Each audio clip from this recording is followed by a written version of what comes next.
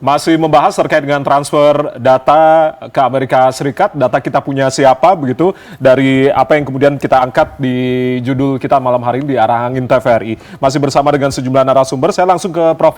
Prof. Menkom Digi ini mengatakan kesepakatan ini justru dapat menjadi dasar legal bagi perlindungan data pribadi warga negara Indonesia atau warga negara kita ketika menggunakan layanan digital perusahaan Amerika Serikat seperti medsos, Meta, Instagram, dan lain-lain. Bagaimana kemudian pendapat dari Prof. Jadi pertama yang ingin saya sampaikan dalam kesempatan ini adalah yang disampaikan itu adalah framework untuk negosiasi. Jadi masih belum kesepakatan. Jadi ini kerangka untuk bernegosiasi. Masih dilakukan negosiasi ya, sekarang kata Presiden ini, menurut info masih dilakukan proses negosiasi. Itu yang pertama. Yang kedua, memang di situ ada hal joint statement itu menyebutkan bahwa akan dilakukan hal-hal yang berkaitan dengan digital trade yang selama ini menjadi hambatan. Jadi perlu saya sampaikan dalam kesempatan ini, Trump itu yang mengenakan tarif, ya kan? Tetapi ada nama lembaga di Amerika Serikat namanya USTR, United States Trade Representative.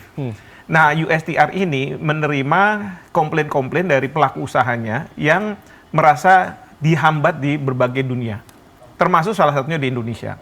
Nah, jadi menurut para pelaku usaha yang disampaikan ke USTR ini adalah kalau mereka misalnya Netflix atau tadi Google dan lain sebagainya, mereka itu harus membuat PT di Indonesia. Jadi misalnya PT Netflix apa begitu ya, atau PT Google Indonesia gitu, mereka harus punya di sini, dan itu kan mereka mendapatkan data dari Indonesia. Nah, data itu kemudian menurut Undang-Undang PDP, kalau mau ke luar negeri boleh, tapi ada persyaratannya. Misalnya persyaratannya di Amerika Serikat harus ada perlindungan yang sangat ketat. Nah, masalahnya di Amerika Serikat perlindungan terhadap data pribadi itu nggak seperti di Indonesia dalam satu undang, tapi fragmented, ada di mana-mana. Nah, lalu kemudian juga ada persyaratan-persyaratan lain yang oleh pelaku usaha Amerika Serikat seperti Netflix dan lain sebagainya itu, mereka mengatakan bahwa kita bagaimana mau mengolah data misalnya di Amerika Serikat. Jadi ini bukan data yang pemerintah Indonesia kemudian akan diserahkan kepada pemerintah Amerika Serikat, bukan.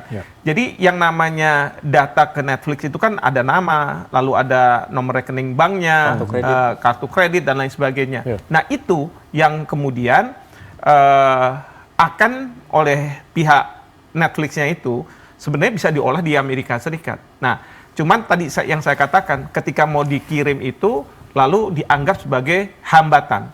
Nah, itu yang terus kemudian USTR memasukkan ketentuan ini sebagai bagian dari negosiasi. Sebenarnya bukan permintaan dari Presiden Trump. Nah, ini yang menurut saya kalau misalnya berhasil ya dari pihak USTR Indonesia ini kalah, konsekuensinya Undang-Undang ITE itu harus dirubah. Undang-Undang PDP harus dirubah. Nah, pertanyaan kita adalah kedaulatan kita di mana nih? Nah, itu. Kalau misalnya undang-undang, peraturan perundang-undangan itu diubah, dan nanti masalahnya juga kan itu masuk dalam prolegnas, termasuk prioritas untuk diubah atau tidak. Nah, itu yang juga jadi permasalahan nantinya kalau misalnya tim negosiasi kita tidak kuat dalam mengatakan enggak, ini memang ketentuan yang ada di dalam hukum Indonesia, kedaulatan Indonesia yang tidak bisa diganggu gugat. Seperti itu. Seharusnya ada ketegasan begitu dari Gedung Putih, apakah juga menghormati undang-undang kita begitu. Betul. Ya, Prof. Saya langsung minta tanggapan dari Bang Soleh. Bang Soleh, ini terkait dengan kedaulatan kita begitu, artinya bagaimana jika nanti ada perubahan-perubahan terkait dengan beberapa undang-undang kita, UU ITE, UU Perlindungan Data Pribadi juga begitu, apa yang kemudian tadi sudah diungkapkan oleh Prof. Hikmanto. Bang Oleh. Pada dasarnya DPR di pimpinan Pak Puan sudah menyampaikan ke publish secara luas ya, dimuat di berbagai TV dan juga di media sosial, bahwa mengingatkan kepada pemerintah untuk hati-hati soal tukar data ini. Nah, ini kan sudah diingatkan oleh DPR melalui pimpinan. Nah, terkait teknis tukar data ini, kita DPR kan tidak tahu teknisnya apa yang mau ditukar, apa yang mau diserahkan, klaster data mana saja yang diperbolehkan, mana yang tidak. Apakah ini mencakup data semua tanpa ada klaster atau bagaimana? Rakyat kita juga nggak tahu, karena memang seperti apa yang disampaikan oleh Prof tadi, bahwasanya ini masih tataran tahap negosiasi, belum final. Saya yakin dan percaya pemerintah juga akan berhati-hati dan terutama akan mempertimbangkan saran dan pendapat dari DPR.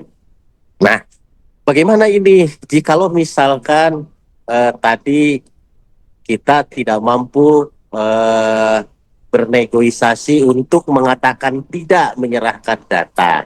Saya sepakat bahwa ini tidak semudah itu, karena memang soal data ini kan sudah ada Undang-Undang nomor 22 tahun tentang data itu sendiri. Kemudian ada Undang-Undang ITE. Ini kan memang harus dirubah betul. Bahwasanya dalam klausulnya ada tambahan bahwa data kita atau pemilik data tidak berkeberatan kan. Bahkan negara Indonesia sendiri akhirnya pemerintah dalam hal ini DPR atas nama rakyat menyetujui. Ya, kalau misalkan hari ini tukar data, kalau misalkan kata pemerintah ini aman, kita juga belum tahu proses amannya ini seperti apa. Nah, oleh sebab itu kami tetap ingatkan dan berikan sebuah rekomendasi kepada pemerintah untuk hati-hati soal tukar data ini. Walaupun pada dasarnya salah satu contoh misalkan paspor ya. Paspor kita misalkan sudah e-paspor misalkan. Ini kan terkoneksi ke seluruh imigrasi misalkan. Imigrasi bukan hanya imigrasi kita, tetapi imigrasi belahan dunia. Kemudian kredit card misalkan, itu juga sama. Data-data kita sudah terkloning oleh sistem mereka. Nah, hanya saja ini yang dikhawatirkan ini adalah data-data yang sifatnya yang personal. Salah satu contoh misalkan soal rekening misalkan. Soal rekening kan hari ini kan banyak yang cloning rekening tiba-tiba saldo kita menjadi hilang misalkan, atau salah transfer atau bagaimana. Ini juga perlu keamanan yang betul-betul terjamin. Ya, oleh sebab itu pada dasarnya DPR ya tentu tetap mengingatkan bagaimana agar transfer data ini aman untuk Indonesia, aman untuk rakyat Indonesia. Artinya apakah kemudian nantinya akan memanggil juga dari perwakilan pemerintah untuk kemudian menjelaskan secara rinci, secara jelas begitu, karena harus juga karena masih dalam proses negosiasi, artinya tim negosiatornya juga harus kuat juga artinya nantinya. Bang Oleh. Saya rasa kita memberikan dulu kesempatan kepada pemerintah, karena memang kedua negara juga belum final ini. Finalnya seperti apa? Secara otomatis pemerintah pasti akan lapor kepada DPR bahwa perjanjian tukar data ini skemanya seperti ini. Dan tentunya juga harus ada persetujuan sesungguhnya ya. Karena ini menyangkut hak privasi warga Indonesia. Tanggapan Prof dulu sebelum nanti ke Mas Tama juga Mas Wai. Artinya harus menunggu final dulu sebelum nantinya kita bernegosiasi lagi, atau bagaimana kemudian harus kita duduk bersama dulu dari Komisi 1 DPR, dari seluruh pihak termasuk kementerian, atau seperti apa seharusnya Prof? Ya, yang pasti kita harus menunggu sampai tim negosiasi yang di Amerika Serikat selesai. Oke. Seperti apa hasilnya.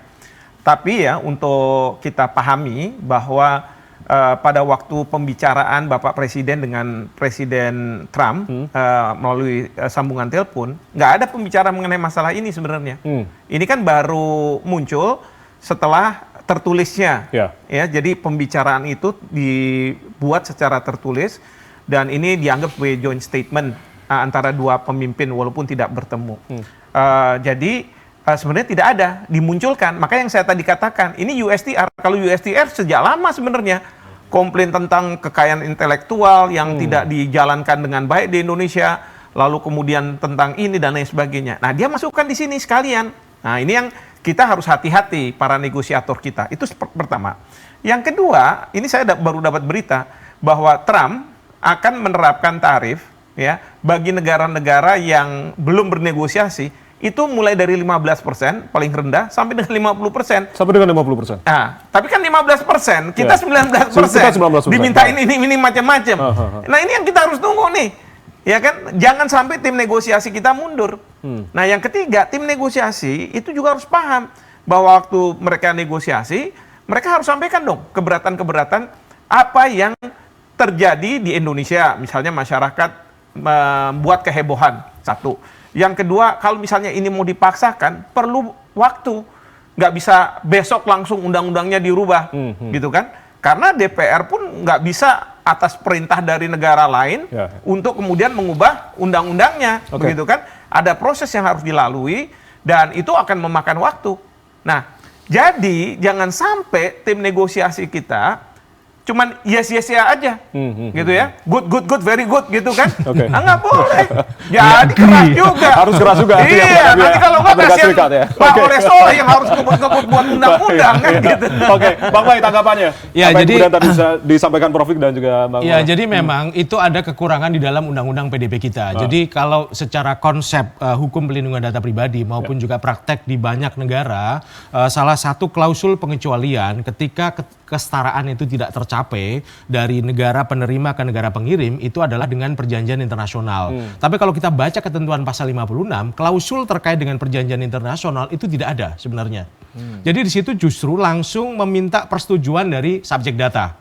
Nah, ini yang sebenarnya memberatkan bagi perusahaan Amerika untuk secara langsung meminta transfer data, meminta persetujuan dari subjek data ketika akan melakukan transfer data dari Indonesia ke Amerika Serikat gitu kan. Padahal selama ini kan prakteknya itu sudah dilakukan gitu kan. Karena memang mereka tidak memiliki data center di sini. Data centernya ada di California, ada di Alaska, ada di Irlandia dan sebagainya gitu kan. Itu satu soal. Yang nanti itu juga akan membuka pertanyaan konstitusional sebenarnya gitu kan. Apakah perjanjian ini bisa disebut sebagai dasar hukum di dalam melakukan data transfer gitu kan, karena memang secara legal tidak termaktub di dalam undang-undang PDP kita. Itulah kenapa kemudian kelanjutan yang berkaitan dengan model contractual clauses atau standar contractual clauses terkait penerapan standar pelindungan data pribadi ketika transfer data itu dilakukan itu menjadi penting gitu ya. Jadi ketika misalnya Google akan melakukan transfer data warga negara Indonesia ke Amerika Serikat, maka dia memenuhi standar contractual clauses tertentu bahwa dia akan menerapkan standar tertinggi pelindungan data pribadi terhadap data pribadi warga negara Indonesia yang disimpan, yang diproses di Amerika Serikat gitu ya, untuk kemudian memastikan perlindungan itu betul-betul dilakukan gitu kan. Termasuk tadi misalnya ketika terjadi persoalan gitu kan. Yang kedua terkait dengan posisi DPR sebenarnya, kita kembali ke ketentuan pasal 11 konstitusi kita gitu ya, bahwa setiap international agreement termasuk bilateral agreement ini kan sebenarnya kan bagian dari perjanjian dagang ya, yang itu juga masuk kualifikasi sebagai bilateral agreement antara satu negara dengan negara yang lain. Di situ ada klausul persetujuan DPR gitu kan. Nah, ini yang kemudian juga nanti perlu gunakan oleh DPR wewenangnya untuk misalnya menggunakan hak bertanya gitu kan. Apa sih sebenarnya yang terjadi sebelum kemudian justru sudah ada kesepakatan antara para negosiator Indonesia dengan Amerika Serikat. Tapi ternyata ketika kembali ke DPR, gitu ya? DPR itu kemudian menolak, kami tidak setuju dengan perjanjian ini. Itu kan malah kemudian mengakibatkan dampak yang kurang baik juga bagi pemerintah kita terutama gitu ya. Boleh nggak saya sampaikan dua catatan? Pertama adalah perjanjian internasional yang tadi dimaksud itu tidak mengikat warga negara. Perjanjian internasional itu mengikat negara-negara. Sehingga untuk mengikat negara, ketentuan dalam perjanjian internasional itu harus ditransformasikan, harus diterjemahkan ke dalam hukum nasional. Itu yang makanya kalau misalnya kita sepakat, itu berarti undang-undang PDP tadi pasal 56 harus dapat persetujuan dari kita gitu ya. Itu harus diubah.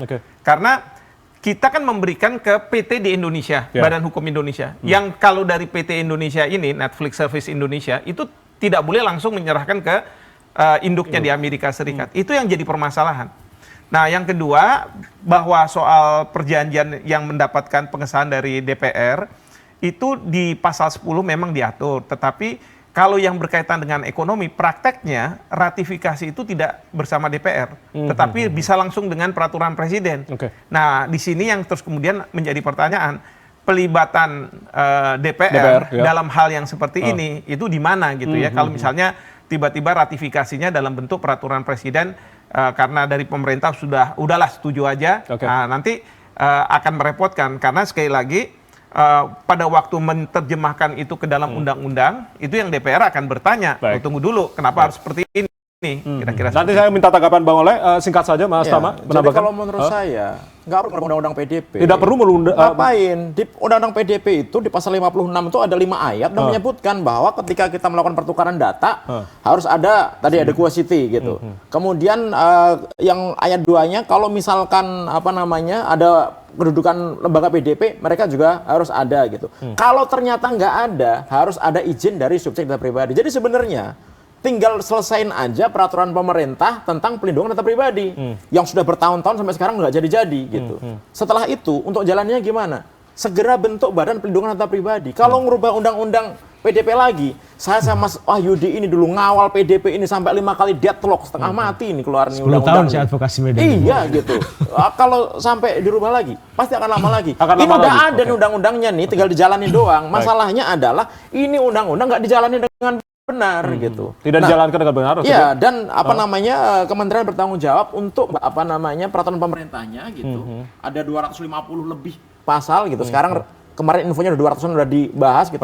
Sampai sekarang belum jadi gitu. Dan yang terakhir adalah Badan Perlindungan Data Pribadi.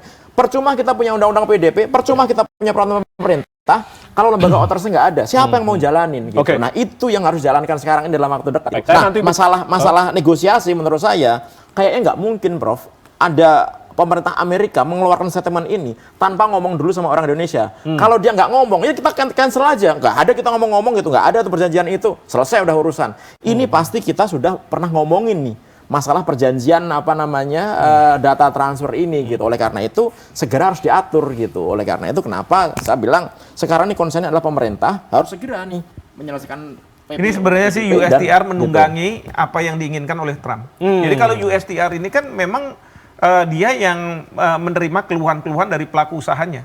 Dan listnya itu banyak sekali. Nah, kebetulan Trump punya kebijakan pengenaan tarif, kan dia mau bilang nih, kalau misalnya antara Cina dengan Amerika Serikat, Anda tahu sekarang who is the boss, Anda silahkan datang ke kami, ngemis-ngemis ke kami, ya kan?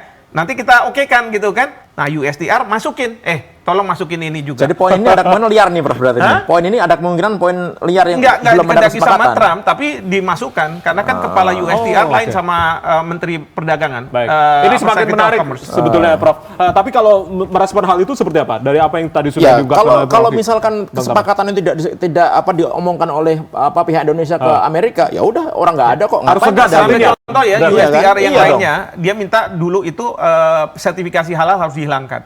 Karena apa? Itu dianggap sebagai penghambat daging-daging sapi dari Amerika Serikat masuk ke Indonesia karena ada halal. Kemudian yang kedua juga berkaitan dengan kris. Kris ini itu menurut mereka menghambat pelaku usahanya, visa dan master itu akan kekurangan pangsa pasar. Nah, kan kita bilang nggak fair dong kalau kayak begitu. Kita kan punya kedaulatan. Soal sertifikasi rakyat kita mayoritas Islam kan harus melindungi. Lalu soal kris, kita bisa mendevelop ini dengan harga yang mahal. Sekarang masyarakat terbantu dengan adanya kris ini. Bahkan diakui di beberapa negara juga kris. Iya. Lalu kemudian dia minta supaya visa dan master bisa bersaing di Indonesia, dimatikan, dikerdilkan kris. Kan nggak fair kalau seperti itu. Nah, inilah yang kemudian dari sana banyak listnya masalah-masalah itu. Maka pada waktu pertama kali Pak Erlangga pulang, Menko Perekonomian pulang ke Indonesia dan menyampaikan hasilnya, bahkan pada waktu itu katanya mau dinaikkan gitu kan, itu termasuk juga sertifikasi halal hilang. Jadi kepala badan sertifikasi halal siapa? Babeh itu udah nggak ada kerjaan lagi kalau misalnya memang disetujui kan begitu. Baik. Tapi di dalam perjanjian ini sebenarnya disebutkan tuh Indonesia has committed to address. Artinya apa? Indonesia telah Ya, berkomitmen. tapi kan gitu itu joint statement. Joint statement yang dibuat atas dasar pembicaraan antara Presiden Trump dengan Presiden Prabowo. Yang sebenarnya Bapak Presiden nggak ngomongin soal itu. Bapak Presiden itu bicara soal pertanian, kita beli sampai dengan 4,5 miliar US dollar. Terus kemudian juga masalah energi, Boeing 777. Terus kemudian satu lagi apa itu? Kan dibicarakan. Tapi nggak masalah ini. Ini yang saya katakan ditunggangi oleh USTR. Berarti yang berkomitmen siapa nih kalau nggak Pak Presiden nih? Oke. Berarti kan ada Enggak, ada yang tapi ini berkomitmen. makanya itu Gitu. yang saya pikir gitu ya. Di level Bapak Presiden sih nggak mungkin dia buat kayak begini. Tetapi di level apa Negosiator namanya ya, berarti ya? negosiator ya, Ya. siapa yang merancang ini? Betul. Kok dia mau aja buat joint statement seperti ini? Iya, berarti. Baik, saya langsung minta tanggapan dari Bang Oleh. Bang Oleh, artinya bagaimana ini DPR melihat apa yang tadi sudah diperdebatkan antara Profik dan juga Mas Tama juga. Artinya tadi USTR ada yang menunggangi berarti ada dugaan USTR menunggangi dari kesepakatan ini begitu. Bagaimana kemudian DPR menilai ini? DPR hanya memandang bahwa Indonesia ini punya undang-undang perlindungan data nomor 27 tahun 2022. Sepanjang pemerintah dan seluruh rakyat Indonesia tunduk pada undang-undang tersebut tidak ada masalah. Tetapi jikalau misalkan transfer data ini melanggar Undang-Undang PDP 27 2022, ya tentu DPR akan bertanya, ini ada apa? Nah, namun demikian kita kan sudah mendapatkan informasi dari Komdigi sudah, dari Istana sudah, dari Pak Erlangga sudah. Mereka mengatakan bahwa tidak melanggar Undang-Undang PDP nomor 27 tahun 2022. DPR hanya ingin menonton apakah pemerintah ini melaksanakan undang-undang ini nggak melindungi data warga kita, tidak. Kalau misalkan dia melenceng dari undang-undang itu, ya tentu kita juga tidak akan sepakat. Sepanjang tidak ada klausul, tidak ada pasal yang dilanggar terhadap perlindungan data sesuai yang termaktub di dalam Undang-Undang nomor 27 tahun 22 tentang PDP itu sendiri, ya tidak ada masalah. Tetapi jikalau itu dilanggar, maka ya kami juga akan bertanya dan tentu kami juga akan rekomendasi lain. Jadi sementara ini puas cuma nonton aja nih DPR, Bang Oleh, atau gimana nih? Ya artinya kan kita kan sudah ada undang-undangnya. Menjalankan undang-undang kan eksekutif dalam hal ini. Kita hanya mengawasi. Nah sekarang dari debatable seperti yang terbuka di media seperti ini kan kita juga belum tahu. Hanya mendengarkan keterangan dari Pak Erlangga, dari Komdigi, dari Istana. Bahwa mereka kan tiga-tiganya berstatement tidak ada data yang akan dirugikan. Mereka akan tunduk pada undang-undang PDP 27 tahun 22 kan seperti itu. Nah, lalu bagaimana kita? Nah, kita juga belum tahu sesungguhnya final daripada perjanjian ini seperti apa finalnya. Nah, kita juga sebenarnya quote and quote ya. Sesungguhnya kita belum membicarakan hal-hal yang spesifik. Sesungguhnya jikalau misalkan sudah ada draftnya seperti ini, kita tentu bisa baca dan bisa compare baik itu ke undang-undang maupun secara global. Tetapi hari ini kan belum tentu. Prof sendiri kan belum tentu apa poin-poin perjanjiannya seperti apa. Di antara kita juga kan belum tahu. Nah, oleh sebab itu maka DPR kekeh pada prinsip bahwa pemerintah harus tunduk pada Undang-Undang PDP nomor 27 tahun 2022. Saya langsung ke Bang Wai. Bang Wai, tanggapan Anda, DPR masih tadi draft finalnya, masih menunggu draft finalnya begitu? Ya ini kan memang aspeknya memang perjanjian dagang ya, tetapi kan kemudian implikasinya ke banyak hal gitu ya, bahwa kemudian ada isu-isu yang terkait juga dengan keamanan nasional ya, seperti yang tadi saya contohkan bahwa Pengadilan Eropa membatalkan EU-US Privacy Shield salah satunya adalah karena pertimbangan pelanggaran privasi yang berisiko dilakukan oleh pemerintah federal ya, di mana kemudian Foreign Intelligence Services Act maupun beberapa executive order, peraturan-peraturan di bawah undang-undang yang dikeluarkan oleh Presiden Amerika Serikat itu memberikan wewenang kepada otoritas keamanan nasional Amerika Serikat termasuk intelijen untuk melakukan surveillance, melakukan pengawasan terhadap data-data pribadi warga negara dunia yang disimpan di teritori Amerika. Itu satu hal gitu ya. Yang kedua memang ini kan ada aspek ekonomi politik dalam konteks perang dagang antara US dengan China juga gitu ya. Di mana kemudian hari ini sebenarnya data itu kan sangat signifikan artinya dalam pengembangan teknologi kecerdasan artifisial. Tanpa data, teknologi kecerdasan artifisial tidak mungkin bisa berkembang sebegitu cepat dan sebegitu canggih gitu ya. Nah ini kan sekarang ada perebutan kuasa atas data. Siapa yang memiliki paling banyak data, maka dia akan semakin cepat dan semakin canggih dalam perkembangan teknologi kecerdasan artifisial gitu kan. Nah itulah kenapa kemudian pemerintah Amerika Serikat ataupun kemudian industri di Amerika Serikat juga berkepentingan untuk memastikan bahwa mereka memiliki akses data yang besar untuk pengembangan teknologi AI mereka. Karena sebenarnya aturan serupa juga berlaku di Cina. Kalau kita membaca Data Security Act di Cina, itu mewajibkan bahwa seluruh Chinese company yang beroperasi di seluruh dunia untuk memastikan bahwa mereka menyimpan datanya itu di mainland, data dari konsumen mereka. Paling tidak mirroring, sehingga kemudian cyber administration di bawah pemerintah Cina itu juga bisa melakukan surveillance terhadap data-data itu gitu kan. Ini lagi-lagi bahwa ya kita sebagai negara selatan gitu ya, menjadi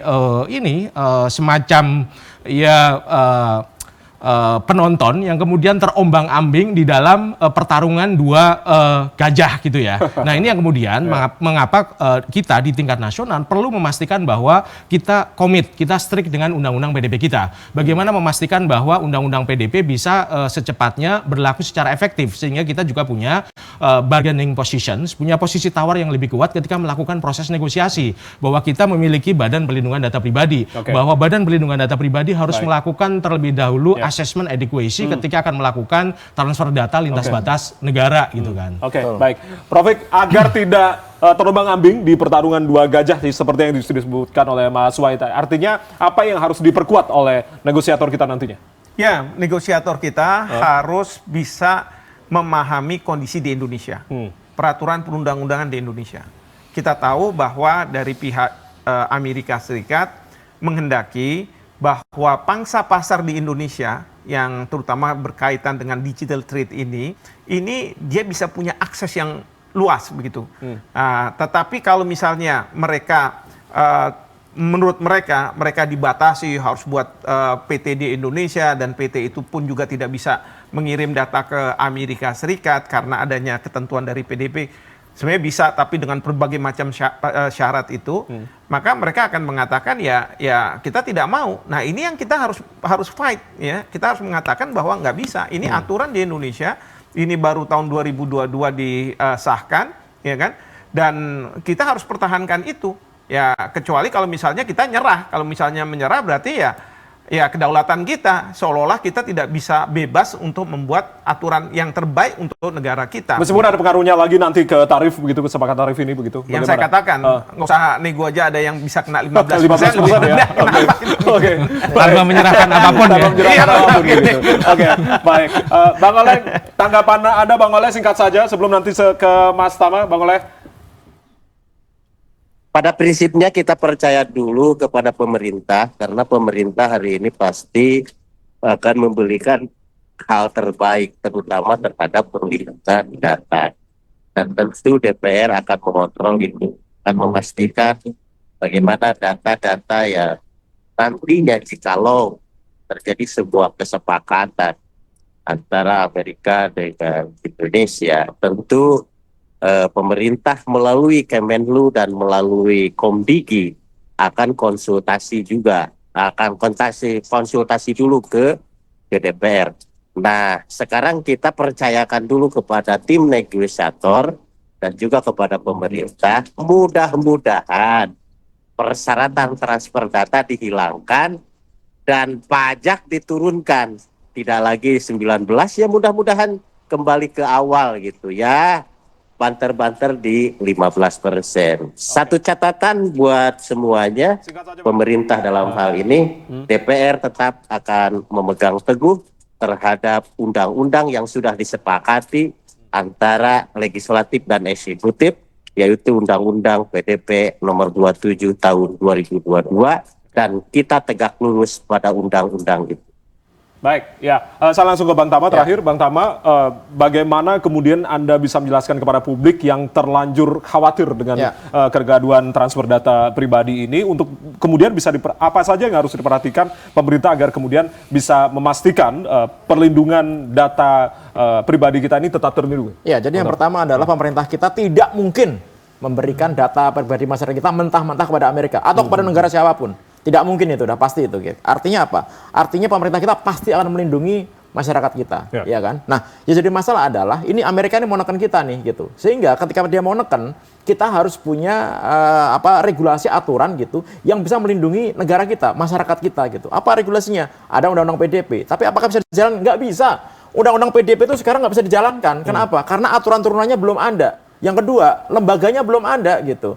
Karena di dalam undang-undang ini jelas disebutkan bahwa yang ngurusi semuanya masalah perlindungan data pribadi ini adalah lembaga pengawas perlindungan data pribadi atau badan perlindungan data pribadi gitu. Nah, kalau itu udah ada, kemudian didiskusikan, nah baru nanti tim negosiator nih harus ngerti nih gimana kita bisa memegang prinsip data adequacy agreement gitu. Bagaimana kesetaraan tadi Mas Wahyu disampaikan. Bagaimana kita bisa kesetaraan bahwa data kita ketika disimpan di sana gitu, penanggung jawab keamanan itu tetap di kita gitu. Kita tetap melindungi data masyarakat kita. Kemudian juga ada pengecualian gitu. Jangan semua data-data ketika ditransfer itu ada data-data misalnya intelijen, data untuk pemerintahan dan lain-lain. Karena itu, pemerintah mengatakan data komersil saja ini. Iya gitu. Makanya itu harus ada pengecualian gitu. Harus ada pengecualian supaya itu tetap ada di negara kita. Kalaupun kita menggunakan perusahaan dari Amerika, perusahaan Amerika itu harus bikin server di Indonesia itu. Nah, yang ketiga adalah prinsipnya digital reciprocity gitu. Artinya apa? Ada kesetaraan gitu. Kalau misalkan kita menggunakan perusahaan Amerika untuk melakukan kegiatan ekonomi rakyat Indonesia gitu. Dan ketika orang Amerika menggunakan perusahaan Indonesia untuk mereka, kita juga bisa menggunakan data-data pengguna Amerika itu sesuai dengan apa yang mereka gunakan data-data kita gitu. Artinya apa? Itu semua akan terlindungi gitu, sama-sama akan melindungi sehingga sebenarnya kebocoran data, pemanfaatan secara ilegal nggak bisa. Kalau sekarang kita ini nggak punya nih, ketika misalkan tahun 2016 data masyarakat kita yang ada di Facebook ada 1 juta lebih digunakan untuk kampanye Presiden Trump gitu. Jelas-jelas itu oleh Cambridge Analytica. Kita bisa ngapain? Nggak bisa ngapa-ngapain karena kita nggak punya regulasinya. Oleh karena itu jangan sampai nih gitu rakyat kita nanti menjadi bulan-bulanan lagi data pribadinya digunakan oleh perusahaan Amerika atau negara Amerika secara sembarangan gitu. Nah, itu harus dilindungi. Ya, Prof. terakhir apa yang menjadi pesan untuk pemerintah untuk kemudian agar kedaulatan digital Republik Indonesia ini tetap terjaga? Ya, bagi tim negosiator nih, jadi kita harus patuh pada peraturan perundang-undangan yang sekarang ini berlaku. Ya, dan kita tidak boleh mundur dari apa yang sudah ada. Apa yang dipersyaratkan, saya yakin sudah melalui suatu proses yang sangat panjang. Baik itu oleh pemerintah dengan DPR, bahkan dengan para akademisi, para pakar, dan lain sebagainya. Satu itu. Yang kedua, tentu bagi negosiator kita, mereka harus pandai di dalam bernegosiasi. Jangan sampai kita itu, saya pernah nulis artikel belajar kecerdikan dari negara lain soal negosiasi ini. Nah, itu kan berarti kan belajar kebodohan dari orang Indonesia. Nah, itu jangan sampai. Ya, negosiasi itu ada seninya. Dan itu tidak mudah. Dan gaya Trump, misalnya kita lihat kalau di televisi, itu dia gayanya modelnya kayak gitu. Pertama adalah menghumiliate, rendahkan lawan bicaranya. Misalnya Presiden Liberia dibilang, wah bahasa Inggris kamu bagus, begitu ya. Kamu belajarnya dari mana? Padahal di Liberia memang bahasanya bahasa Inggris, coba gitu kan. Lalu kemudian dari situ nanti dia akan menekan kita. Dan ini kelihatannya akan diikuti oleh pemerintahannya di bawah-bawah itu. Jadi jangan sampai itu terjadi, ya kita harus benar-benar tim negosiasi ini harus kuat. Oke, itu harapan dari Prof. Hik. Ada beberapa harapan yang kemudian disampaikan atau dituliskan dari Mas Wai dan juga Mas Tama di simbol arah angin TVRI. Jaga data pribadi, kenali hak-hak subjek data pribadi kita, itu yang kemudian ditekankan oleh Mas Wai dan juga dari Mas Tama, segera bentuk badan perlindungan data pribadi untuk melindungi data pribadi masyarakat Indonesia. Pilih pemimpin badan perlindungan data pribadi yang profesional. Kita terbangkan simbol dari arah angin TVRI, semoga kita menjadi harapan kita semua untuk kemudian tadi kita kawal secara bersama-sama. Prof. Hik dan juga Mas Tama, Mas Wai, Mas Soleh, Bang Soleh, terima kasih sudah berdiskusi bersama kami di arah angin TVRI malam hari ini. Terima kasih, salam sehat selalu. Terima kasih, Mas Mas Soleh, Andi. Prof. Hik dan juga Terima Mas Tama sudah berbincang bersama kami. Demikianlah Arah Angin TVRI edisi kali ini. Saya Ardianto Wijaya mewakili teman-teman yang bertugas mengucapkan terima kasih atas kebersamaan Anda. Selamat malam, sampai jumpa. Terima kasih banyak.